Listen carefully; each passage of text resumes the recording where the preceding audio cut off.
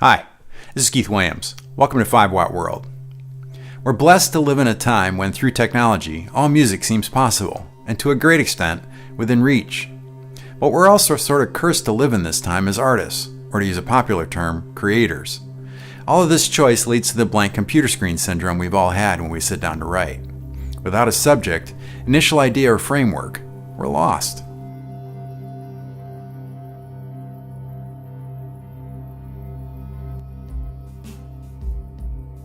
According to an article from a 2011 psychology journal, introducing obstacles to your path forces you to look at the bigger picture.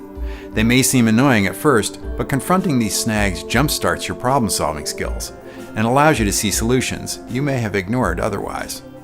I've said it here before, we're always going to have limitations on time, money, instruments, so why not liberate ourselves by deliberately setting limits? This really isn't a new idea, so let's look at some examples. In a 2014 TED Talk, artist Phil Hansen recounted how years of pursuing pointillism, making pictures with tiny dots, eventually caused him to have permanent nerve damage in his right hand. After giving up art for a number of years, he eventually sought out a medical opinion to cope with the shake in his hand. This led to an exploration of art by seeking out limitations. The neurologist took one look at my little squiggly line I drew for him and said, "Why don't you just embrace the shake?" Okay, so I did. I went home and I grabbed a pencil and just started letting my hand shake, and I started making all these scribble pictures. And even though it wasn't the kind of art that I was ultimately passionate about, it felt great. And more importantly, once I embraced the shake, I realized I could still make art. I wondered, could you become more creative by actually looking for limitations? What if I could only create with $1 worth of supplies?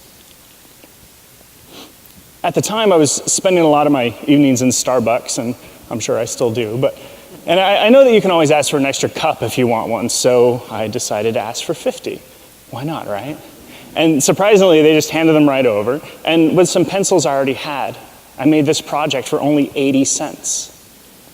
This became a moment of clarification for me, that we need to first be limited in order to become limitless.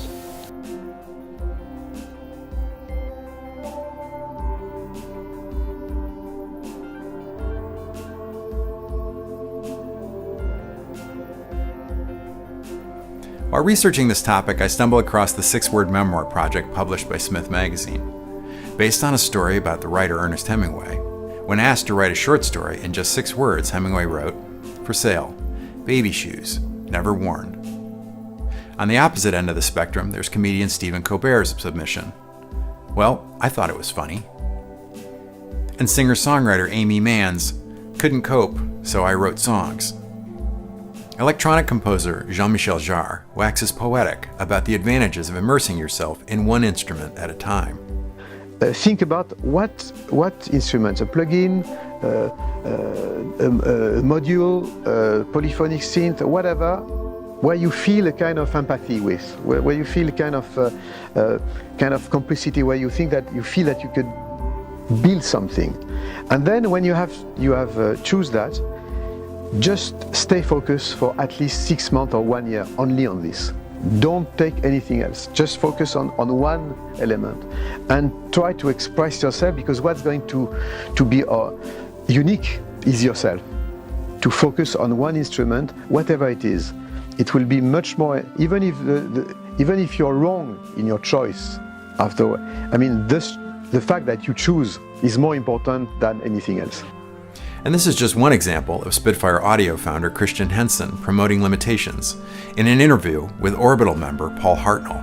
Actually, fun as it looks, it can be a bit daunting having this much gear, because you come in and you end up scratching the surface of, lots of synths rather than really honing down and using 1 or 2 things. So I'm kind of got it all up and running, trying it all out, and then I'm going to probably just chuck a load of it somewhere else, out of sight, and then stick with 2 or 3 items for the next project. I see. Then swap them for some more, that kind of thing. I think that it's very much in human nature. If there's too much choice, it just becomes choice becomes overwhelming. And I think I always find, especially in this day and age, where you've got terabytes of sounds and this, that, and the other, is that if you actually starve yourself of resources, you become more resourceful in other methods. Oh, absolutely. Production, composition. Of course, this fits into the philosophy of 5-watt world. Less might not be more, but it is more focused. My own experiments with this include a recent pedal board build for my Novation Bass Station 2 monosynth writing setup. I decided on a small homemade pedal board I had, about the size of a pedal tray Nano. I knew I wanted just a reverb, a delay, a modulation source of some kind, and a gain distortion pedal. There are so many guitar pedal choices out there, it was a bit of a blank screen moment until I decided on starting with my TC Electronics Trinity Reverb. Then my theme seemed obvious. I'd use only black pedals. And once I got started, I realized that I could do the whole project with TC Tone Pred pedals into the bargain. That naturally led on to the Alter Ego delay, a special edition all-black Corona Chorus, maybe a bit of a cheat, but hey, I ought to make up these products, and a dark matter distortion. I plan to do a video on this board and how it works with my monosynth in the near future, but let me say that the choices have worked out great. Once I decided on a theme, it made it easy to pull it together. Now I'm busily taking Jean-Michel Jarre's advice, getting to know the pedals as part of that instrument to find my voice with it. The screenwriting expert Robert McKee actively speaks against too much freedom on a project. Limitation is vital.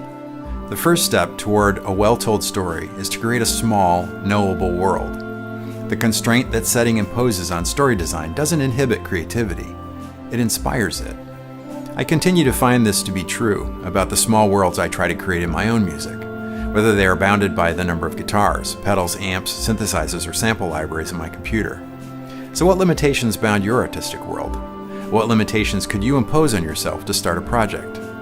Put it in the comments. It'd be interesting to share it with the rest of the 5-watt world. If you liked the video, hit the like button, and if you haven't subscribed, please do that too. Until next time, thanks for being part of the 5-watt world.